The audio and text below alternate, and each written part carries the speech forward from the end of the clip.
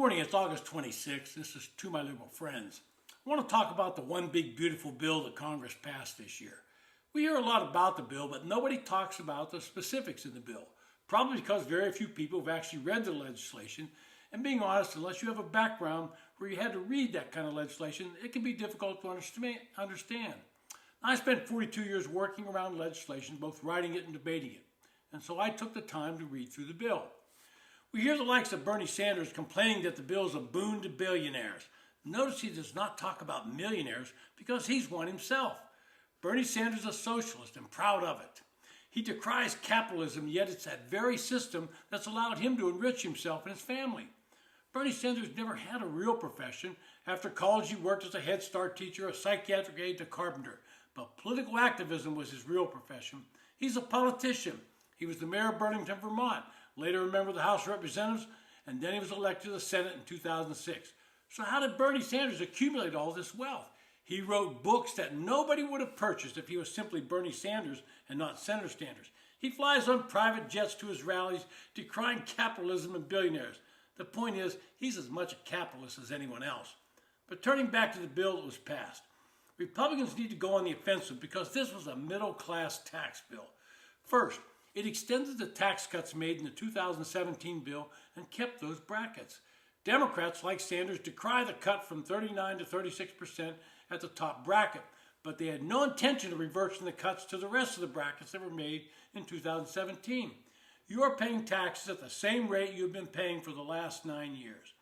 But when you read the actual bill, you find some real gems that benefit the middle class and actually are negative for the so-called wealthy.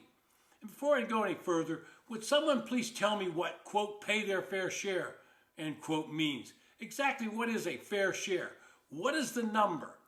In this bill, there's a $6,000 deduction for those over 65, and it begins to phase out at $150,000 for a married couple and ends completely at $250,000. That's directly aimed at the middle class in this country. Since 2017, the vast majority of taxpayers use the short form and take the standard deduction, which was raised in this bill to $31,500 this year. So only the wealthy use a Schedule A to claim deductions. But a section in the tax bill, Section 7011, limits how much they can reduce taxes if the taxpayer's income reaches a certain point. Again, middle class benefit, not for the wealthy. The bill gives those in states with high state and local taxes by raising the deduction to $40,000 from the current $10,000. But again, it becomes limited if you have a higher income and phases out. Now, Trump made good on a couple of campaign promises by not taxing tips and overtime pay. In each case, the first $25,000 you make is tax-free. And if you make over $150,000, they begin to phase out. Not a lot of wealthy people are first getting tips or working overtime, but again, it phases out. And according to the Joint Committee on Tax, made up of senators from both parties, congressmen from both parties, the following data about who gets tax relief says it all. Less than $15,000, a 16.4% cut. Between $15,000 and $30,000, 27.1% cut. $30,000 to $40,000, 9.5% cut. $40,000 to $50,000, 7.2% cut. Nobody above that income level gets anything more than a 5.5% cut. But Democrats like to focus on how many dollars the higher income people get in tax relief while they completely ignore how many dollars they're really paying. Then there's this little goodie that will make the liberals and their allies of the teachers union go nuts. Tucked into the bill is something wonderful for education and the ability of parents to choose the best schools for their children.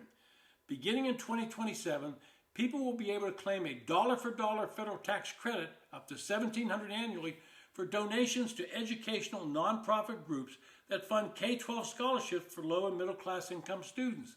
The scholarships are designed to be flexible, meeting the wide-ranging needs of modern families. Parents can use them for tuition, tutoring, books, uniforms, transportation, education technology, or special service needs. And because they're classified as tax-free for recipients, the scholarships will provide real immediate support rather than burdensome paperwork. Looking in that bill, as I said, you find it's a middle-class tax bill. It's benefiting lower-income and middle-class people disproportionately, which I have no problem with.